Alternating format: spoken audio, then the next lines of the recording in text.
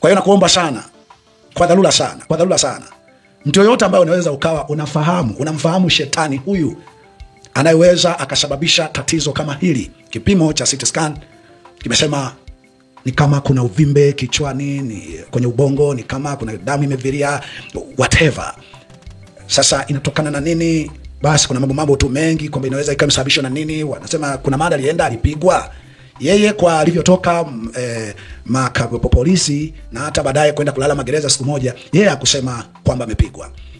Lakini hoja ni kwamba yoyote unayefahamu, naongea hii kwa emergency sana, naongea hili kwa dharura sana, yoyote unayefahamu, kwa sababu tayari binti yangu amekuwa katika hali ya kupoteza uhai karibu mara mbili, kwa namna mbili hivi tofauti, katika hali ambayo imekuwa critical, haongei, baadaye katika kuomba akashtuka, tukaenda kwa madaktari, akaingia katika hali hiyo tena critical, akiwa anaendelea na matibabu ya kabisa. Unaona ni kama kageuza mpaka macho, unaona ni kama yani anabadilika kabisa, kinatokea kitu ambacho sio chenyewe. Baadaye harakati, jitihada za madaktari zikawa zimefanikiwa kwa kiasi kufanya rejea. Amekuwa katika hali ya kama kujitambua, lakini baada ya muda kupoteza tena kumbukumbu, kuingia katika maumivu makali na tabu za hapa na pale. Sio yote ulinisikiliza, na hasa uyafika mwisho. Kwa vyote vile unalo jambo la kufanya. Fanya chochote kwa siri, fanya chochote kwa wazi. Nazungumza kwa urefu, lakini niko katika sintofahamu kubwa, niko katika uchungu mkubwa, niko katika maumivu makubwa, na ningekusihi yeyote uliona umana wangu duniani, uliona umana wa binti yangu Sifa kwako ama duniani, unayejua umana wa binadamu, thamani ya binadamu na kumuona binadamu mwingine ni kama ulivyo wewe, na kuomba sana, fanya jambo lolote linalowezekana ndani ya sekunde chache zobaki. Na sitiza tena, iwe kwa siri au peupe, fanya jambo. Na maanisha ukifanya peupe, maana umefika mahala uko tayari kujionyesha kwamba niko tayari kufa pamoja na watu hawa. Lakini nikiamini kwamba kwa vyote vile hakuna atakayekudhuru kwa sasa, kwa hapa tulipofika, kwa sababu sehemu kubwa hata mashetani yamejua mimi ni mwema na nitabaki kuwa mwema. Lakini kama unaona kwa kutokea peupe si sehemu ya uchaji wako kwa Mungu, kwa spidi kubwa, simamisha chochote. Tazama jambo hili kwa jicho ninalolitazama. Jambo hili inaweza ikawa ni mashetani ambao ni binadamu kabisa tulionao, na huenda likahusisha maeneo haya ya misukosuko. Kwa sababu nataka tufahamu mambo mengine, ni kwamba mimi toka nimetoka magereza, nilipokaa miezi 4 na siku 17, nilitoka katika hali ya matatizo makubwa ya mgongo. Nilikuwa na uvimbe kabla, ambao uvimbe husika tuliuondoa, ingawa ni kwa njia ngumu sana, lakini tuliuondoa. Wengi mlipata taarifa hiyo. Lakini nilipotoka magereza, hali ya mgongo wangu mimi mpaka sasa siwezi kuinama, siwezi kukaa bila kuwa na kitu. Ndio maana ukiangalia viti vyangu vyote vinakuwa na kitu ambacho kinakuwa walao kimebonyeza mgongo kidogo. Kwa kukaa kawaida wasiwezi, naweza kutembea hivyo unavyoniona natembea. Mke wangu tangia siku tukiwa msibani kwa mtoto wangu, hali ilibadilika. Alianza kusikia mgongo na amekuwa katika hali yenye maswali mengi sana, yenye hali kubwa tu mbaya wa mgongo. Lakini pia sehemu kubwa ya waumini wangu waliokuwa karibu na mimi wameingia kwenye shida ya aina hiyo. Sasa jambo ambalo nataka lifahamike vizuri ni kwamba Mungu ni mponyaji. Mungu anaweza kuponya. Jambo ni dogo sana, lakini inawezekana ameruhusu haya kwa mimi kwa sababu mimi pengine ni kinywa chake, ili watu wajue tatizo na pengine wajue mashetani ni kitu gani. Kwa hiyo mimi natimiza wajibu wangu. Akiniokoa ni Mungu, asiponiokoa ni Mungu. Wewe ukihusika ni mtu ambaye thawabu yako itabaki milele kwa Mungu, kwa sababu atakaye mpa nabii au atakaye mhudumia nabii, mwalimu, mwenye haki, atapata kipawa, sehemu ya nabii huyo, ya mwenye haki huyo. Kwa hiyo ikiwa mimi ni moja kati ya mtu wa maana kwenye maisha yako, wewe timiza wajibu wako. Tubaki tunangoja Mungu atafanya nini. Lakini sio sisi tusitimize wajibu wetu, tuseme tu Mungu afanye. 99% ya majibu ya Mungu ni wanadamu hufanya. Hutumia wanadamu, ni wanadamu huwaza, ni wanadamu hupanga, na 99% ya shetani ni wanadamu huwaza, ni wanadamu hupanga. Kwa hiyo kupambana na shetani ama kutafuta suluhisho aliyosababisha shetani kwa sehemu kubwa ni kuhangaika na wanadamu. Walipanga nini, walifanikisha nini, walikuwa na lengo gani, na kifanyike nini. Updates za mbinguni, miongoni mwa yaliyomo moyoni mwa Mungu leo.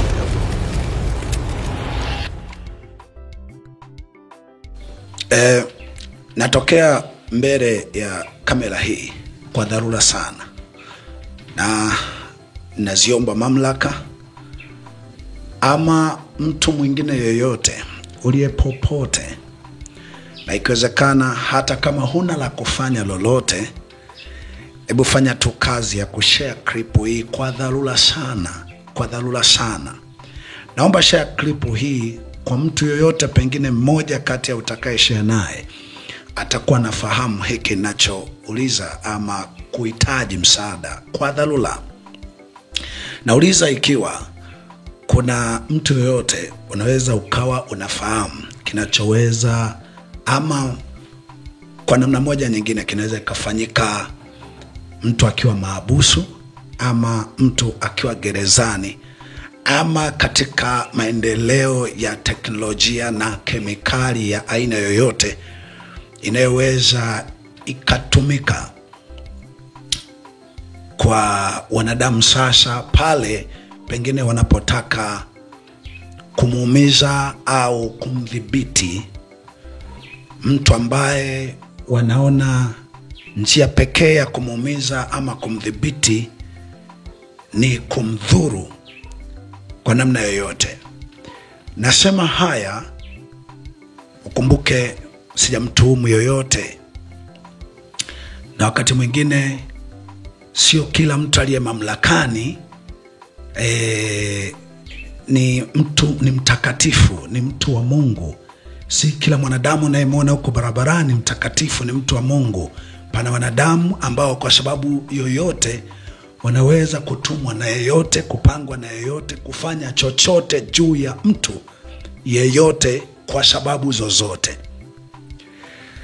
Kwa hiyo naomba tu, kwa sababu nitakazoeleza, moja ni ya dharura sana, ni ya dharura sana, ni ya masaa tu. Moja ni ya dharura sana, ni ya masaa tu unatakiwa ulifanyie kazi. Lakini nyingine ni kama haina udharura wowote. Nakuja mbele yako kwenye kamera hii kwa sababu ya hali ya binti yangu Sifa. Huyu hapa kwenye hii hali uliyomuona ni hali ya maajabu, yani alipofika hatua hii wala akagusa mguu chini, ilikuwa ni hali ya maajabu. Amekuwa katika hali hatarishi, lakini pia nakwenda kupa taarifa ya kipimo ambacho kimefanyika kimojawapo na kile ambacho kimesadikika kwamba inawezekana ndio kilicho kichwani mwake. Lakini nikwambie tu kwamba amekuwa na hali hii tangu ametoka kituo cha polisi, alipokaa kituo cha polisi zile siku 5-6 zile, na moja akaenda kukaa magereza. Baada ya kutoka pale amekuwa akiwa na tukio la kushtukizwa kwa kichwa ghafla. Naweza kashtukizwa na kichwa ghafla na baadaye akapoteza, akaona kizunguzungu, akawa katika hali yenye utata na mambo mengine mengi, kitu ambacho haikuwa hivyo kabla ya hapo. Lakini si na maana ya kwamba pengine kuna chochote kilifanyika kituo cha polisi wakati ule alipokaa ndani, kwa sababu kaimba wimbo aliokuwa anatetea watu mbalimbali, nikiwemo mimi, akiwemo wale wa Ngorongoro na vitu kadha wa kadha. Sijajua kama kuna kinachoweza kufanyika ama kwenye jamii huku kinachoweza kufanyika. Angalizo ni kwamba nataka ufahamu, Afrika tulidanganywa kuhusiana na shetani. Sisi tuliambiwa shetani liko baharini, ni kuzimu, ni baharini. Lakini wenzetu shetani ni mistakes, ni makosa, ni mipango miovu, ni makusudi maovu wanayopanga wanadamu wenyewe kwa mawasiliano, kwa vikao, kwa mazungumzo. Wenzetu shetani ni binadamu, na ndio maana unaweza usiwakute sana kanisani wakivunja na kukemea na kuomba, lakini wakiwa wamedhibiti sana madhara dhidi ya watu wao. Lakini sisi tumeacha mlango mkubwa wa kudhuriwa, wa kuumizwa, na huko tukiwa tunajua kwamba tutamkemea shetani. Ndio maana wengine wanasema kwamba Mungu wako kwani aponyi? Mimi Mungu kwa 98-99 ni watu. Na hata ukiniona niko salama kwa kiasi hapa nilipo, wamehusika ni watu. Nimekutana na watu, nimeongea na watu, wametatua ni watu. Na katika Kumbukumbu 29:29 inasema yaliyofunuliwa kwenu ni yenu ninyi na watoto wenu, ili muyafanye milele, lakini yale ya sirini ni ya Bwana. Na katika vitabu kadha wakasema yasiyowezekana kwa wanadamu kwa Mungu yanawezekana, akimaanisha kipande kikubwa cha mambo yanawezekana kwa wanadamu.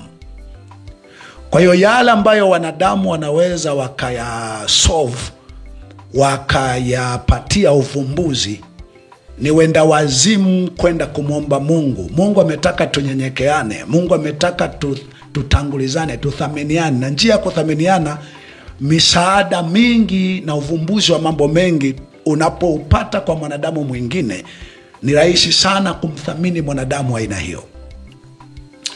Ni kwa sababu hiyo naziomba mamlaka na mtu mwingine yoyote, na waomba kwa namna mbili tofauti. Nimeitisha mazungumzo ya mara kwa mara ya kwamba kama kuna namna yoyote inaonekana katika kutimiza wajibu wa uhubiri, inaonekana kuna kitu ambacho sio sawa, tukae tujue kitu hicho ni nini na nini kifanyike. Nimesema mara kadhaa, hakuna fahari yoyote na asipati faida yoyote, na mwanadamu yoyote mwenye akili timamu hapati faida yoyote kuongea mambo ambayo hayapendezi ama hayafurahishi watu.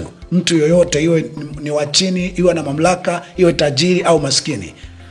Mtu mwenye akili kabisa kabisa, na hasa mhubiri, hatuhubiri ili tuingie kwenye mapambano au tuingie kwenye ugomvi.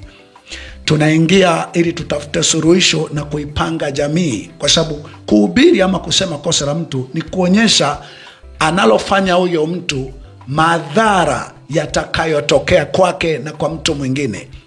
Kuhubiri ni sawa na kuonyesha kibao ya kwamba mbele njia haiko, mbele barabara kuna maporomoko ya mawe, mbele barabara imefungwa. Uwezi ukakita kibao ni adui yako, uwezi ukakita kibao kinapambana na mimi. Zaidi ya yote, kama kibao kile kiko pale, lakini hatari iliyokuweko kule mbele ilishaondolewa, kinachofanywa ni kuondolewa kwa hicho kibao, lakini si kwa kukifanya kama ni adui. Lakini sasa mimi ama mhubiri, pengine kama ndo ni vibao kwa sura kama hiyo, mnasema hatari imeondoka, lakini mnaendelea kusema ili ni kosa. Pengine njia ni kuwaondoa. Na nataka nisisitize kwamba mwanadamu ni zaidi ya kibao. Mwanadamu huyu hata awe mbaya vipi, kesho utamuhitaji. Huyu mwanadamu hata ukimwona afai vipi, kesho utamuhitaji. Muone mtu kama unavyoiona nafsi yako. Kwa hiyo nakuomba sana, kwa dharura sana, mtu yoyote ambaye unaweza ukawa unamfahamu shetani huyu anayeweza akasababisha tatizo kama hili. Kipimo cha CT scan kimesema ni kama kuna uvimbe kichwani, ni kwenye ubongo, ni kama kuna damu imeviria, whatever. Sasa inatokana na nini? Basi kuna mambo tu mengi kwamba inaweza ikawa imesababishwa na nini. Wanasema kuna mada alienda, alipigwa. Yeye kwa alivyotoka polisi na hata baadaye kwenda kulala magereza siku moja, yeye hakusema kwamba amepigwa. Lakini hoja ni kwamba yoyote unayefahamu, naongea hii kwa emergency sana, naongea hili kwa dharura sana, yoyote unayefahamu, kwa sababu tayari binti yangu amekuwa katika hali ya kupoteza uhai karibu mara mbili, kwa namna mbili hivi tofauti, katika hali ambayo imekuwa critical, haongei, baadaye katika kuomba akashtuka, tukaenda kwa madaktari, akaingia katika hali hiyo tena critical, akiwa anaendelea na matibabu ya kabisa. Unaona ni kama kageuza mpaka macho, unaona ni kama yani anabadilika kabisa, kinatokea kitu ambacho sio chenyewe. Baadaye harakati, jitihada za madaktari zikawa zimefanikiwa kwa kiasi kufanya rejea. Amekuwa katika hali ya kama kujitambua, lakini baada ya muda kupoteza tena kumbukumbu, kuingia katika maumivu makali na tabu za hapa na pale. Mimi naomba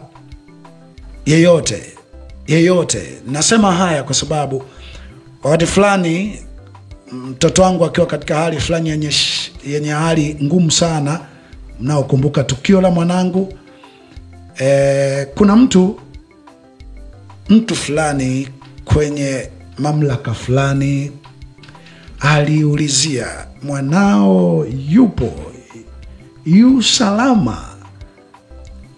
Nikasema yupo, na kwa vile tulivyodanganywa kwamba unatakiwa ufiche tatizo, basi nahisi nilipoteza mtoto kwenye mazingira kama hayo.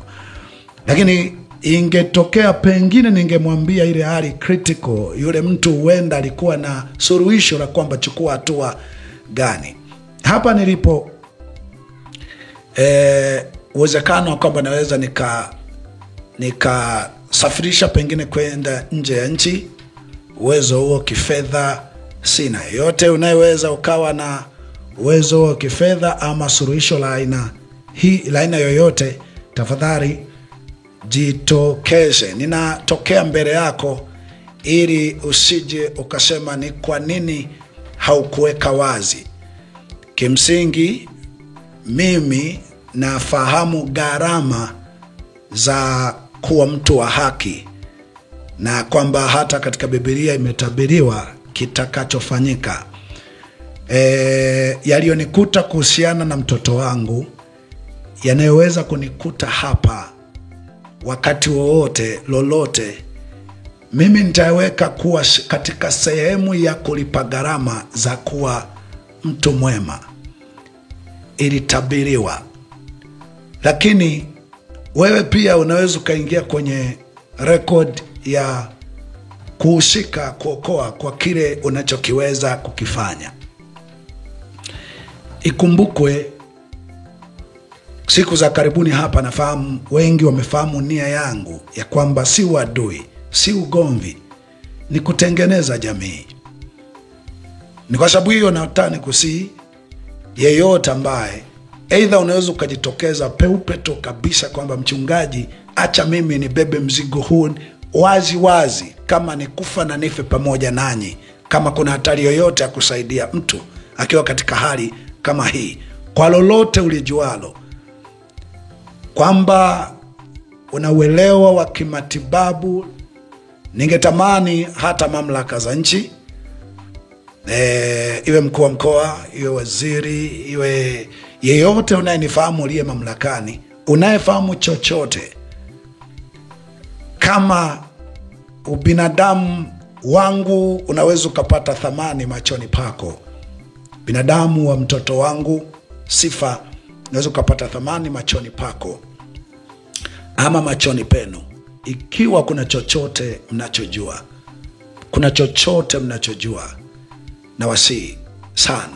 nawasihi sana.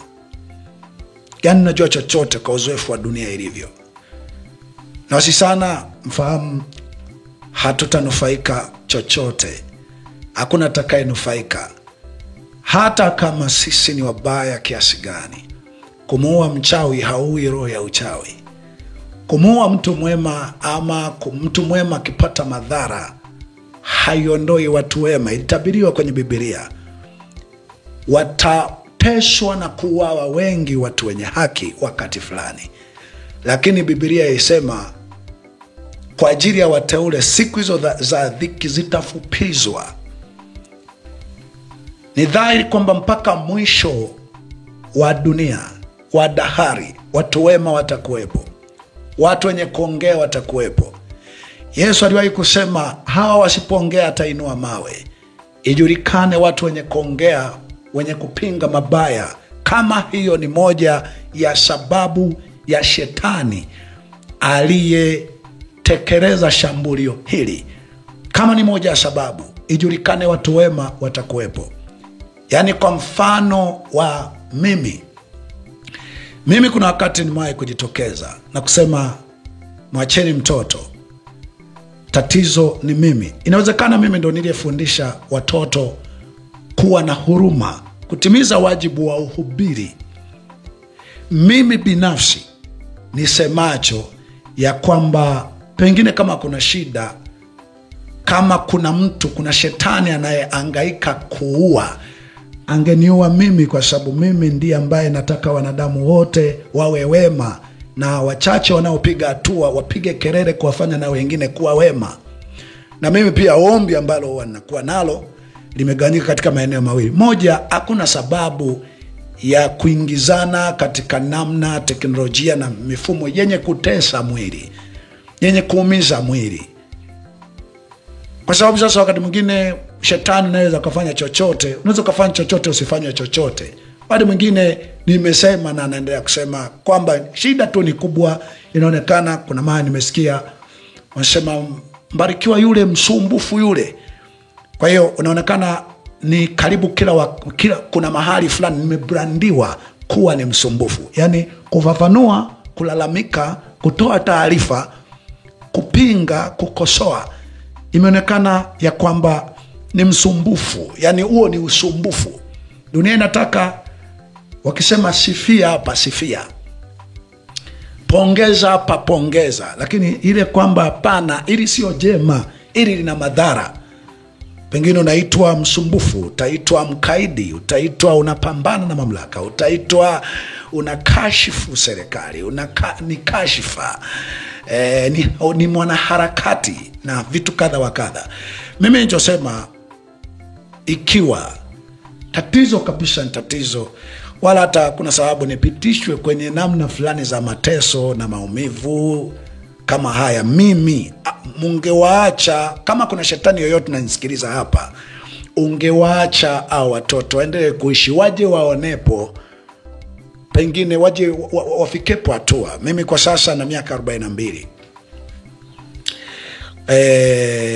Kutokea hapa hakuna shida yoyote. Tumeshaiona dunia, upande mmoja wa shilingi na upande wa pili, na inaonekana kama hatuwezi kubadili chochote. Kwa hiyo kwa hii miaka ukishindwa kufanya mageuzi makubwa na kuona kwamba kuna miaka mingine kuna sababu, watu kama mimi nikiondolewa, kama wengine wengi watakuwa salama, hakuna tatizo lolote. Lakini pengine kuniondoa mimi, anaweza kaumizwa mke wangu pia. Na maana wakati mwingine nasemaga, hata nyinyi ambao mnawaweka jela sehemu kubwa ya wanaume, mnawatesa sehemu kubwa ya wanaume, muweze kujua pia mnaumiza wanawake. Yaani sio kwamba mnawalinda wanawake, pia mnawaumiza wanawake. Kwa ombi langu ambalo si yani ni la kushtukiza na kushangaza sana kwa jamii, wanasema pengine mkiwa mke wangu bado nitaendelea kuongea. Shetani, naongea na shetani sasa hapo. Naongea na shetani, naongea na mashetani. Yeyote ambayo utasema nimekusema wewe, basi ujue wewe ndo shetani. Kwa nakwambia hivi, ukiua mke wangu bado utakuta bado mimi nitasema. Bado mimi nitasema. Sasa ukiniua mimi utamuumiza mke wangu. Kama itakupendeza, utajua pengine ndo suluhisho itatokea, niondoe mimi na mke wangu kwa wakati mmoja, usinipeleke kwenye mateso mengi. Hakuna sababu. Sababu nikibaki pengine kwenye mateso mengi, utatengeneza kuzungumzwa mambo mengi. Na wewe unataka, pengine unaamini kwamba wakiondoka wanaofafanua sana juu ya ubaya, dunia itakuwa salama. Lakini hawa watoto mashetani yoyote unayosikiliza waacheni. Lakini pia hapa kwa sehemu kubwa sipo kuongea na mashetani. Hapa nipo kuongea na mtu yoyote uliye kwenye mamlaka yoyote, unayefahamu chochote, uliye kwenye kitengo chochote, ofisi yoyote, uliye kitengo cha afya, uliye kwenye kitengo cha ulinzi, na kusii hii ni dharura sana, ni dharura mno. Na kuomba jitokeze, kwamba ni kwa siri jitokeze, kwamba ni kwa siri jitokeze. Sema mchungaji, tufanye 1, 2, 3. Kama ni fedha yako tuma, ikitosha. Kama kuna hitaji kwenda nchi za ng'ambo, tutafanya utaratibu, wataenda wanaoweza kwenda. Kama kuna chochote unachofahamu, fanya.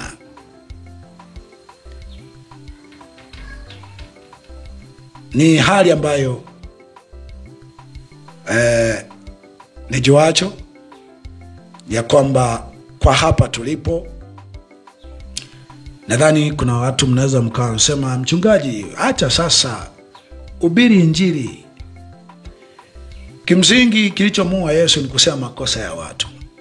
Kilichoua mitume, kilichowafanya kina Elia, kina Mikaya. Kama tu utataka nihubiri injili, nisome Biblia. Wecha kwanza jua Biblia nitasoma watu. Nitasoma majina ya watu. Nitasoma ni makosa ya watu.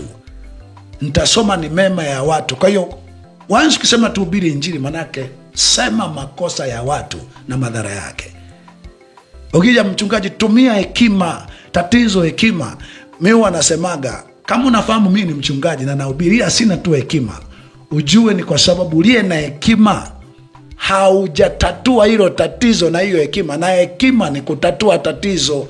Kama wewe una hekima, hubiri kwa hekima. Hilo nalo lilalamikia au kulipinga au kulikosoa, litatue, yaishe. Utaona mimi nikilalamika, na hata nikilalamika utanionyesha. Utasema, wewe mchungaji, hilo unalolalamikia hili hapa limeshatatulika. Kwa sababu kazi ya hekima ni kutatua mambo. Ndivyo ilivyofanya kwa kina Suleiman. Kwa hiyo wewe kama una hekima, tatua, hubiri injili, achana na siasa. Pengine usiseme makosa ya wanaokuwa mamlakani au watawala. Aya, tufanye tuacha hayo, tusiseme makosa ya walioko mamlakani. Nani anakubali sasa hivi kosa lake lisemwe hadharani, hata kama lilifanyika hadharani?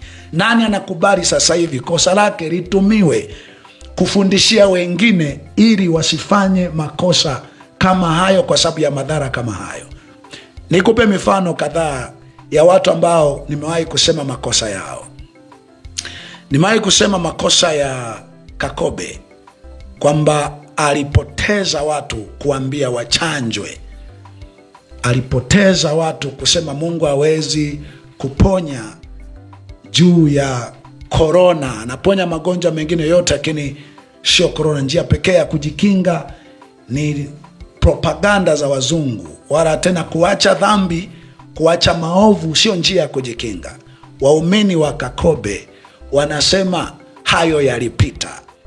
Yani tunasema makosa ya watu kwenye Biblia miaka zaidi ya 2000 iliyopita, yenyewe hayajapita. Lakini makosa ya jamii zetu za sasa, kila mwenye kosa hilo au wapambe wake usema hilo limepita, Mungu atakupiga. Yani kila utakayesema kosa lake usema Mungu atakupiga. Na kwa kipande kubwa wanaposema Mungu atakupiga, wao wenyewe wanaingia kwenye mipango ya kukudhuru. Juzi kati hapa nimesema masingo mother, kwamba wengi wao wamezalishwa ama wametoka kwenye ndoa kwa sababu ya kiburi. Nikasoma maandiko ya wanawake walivyotakiwa kuishi.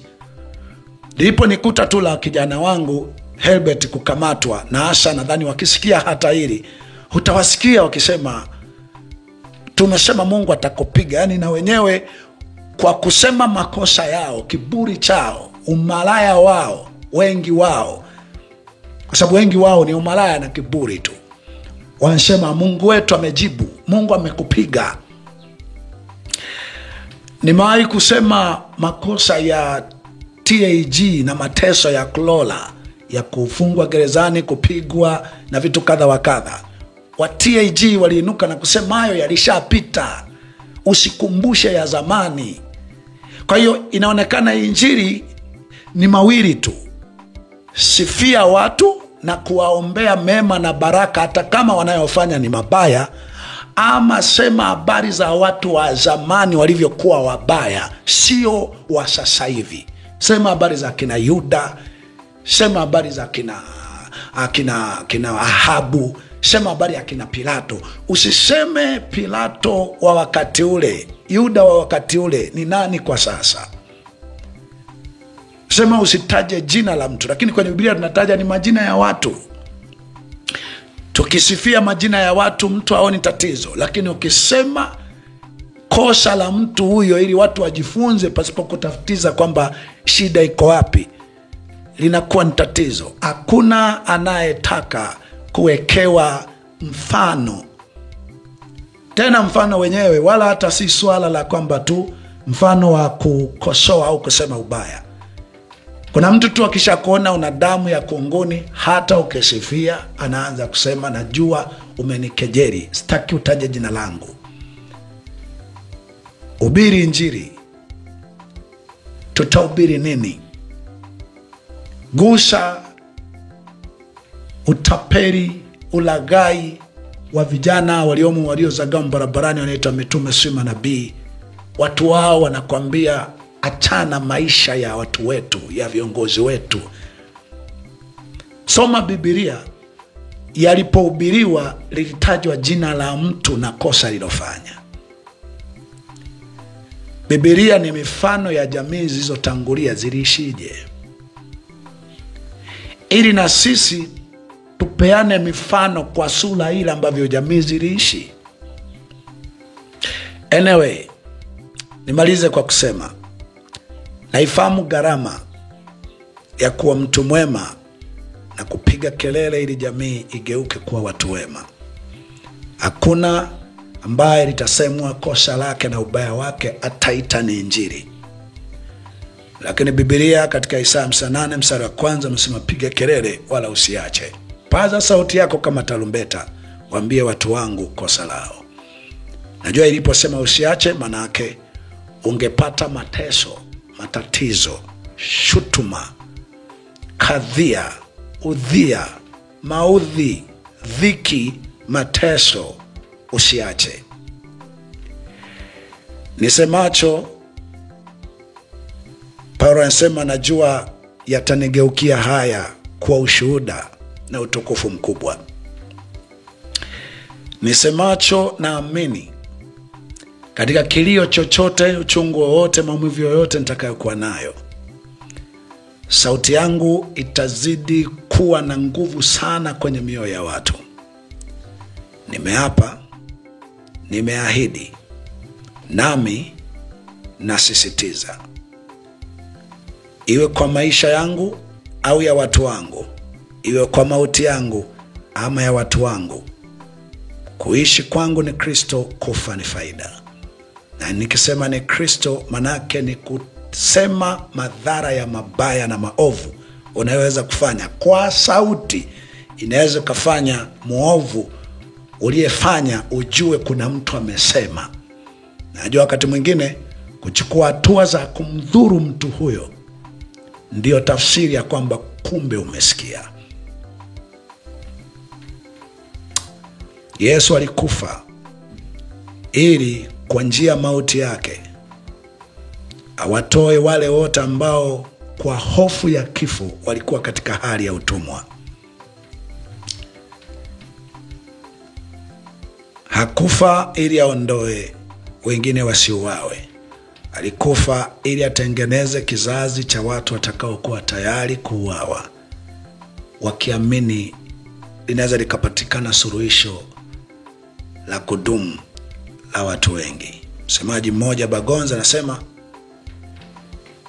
Kabla ya Yesu kulikuwa na mfumo wa wengi kufa ili wachache kuishi au mmoja kuishi. Yesu alipokuja aligeuza mmoja kuteswa, wachache kuteswa, mmoja kufa, wachache kufa, ili wengi waje wanusurike. Na kwa siyo yote ulinisikiliza, na hasa uliyefika mwisho, kwa vyote vile unalo jambo la kufanya. Fanya chochote kwa siri, fanya chochote kwa wazi.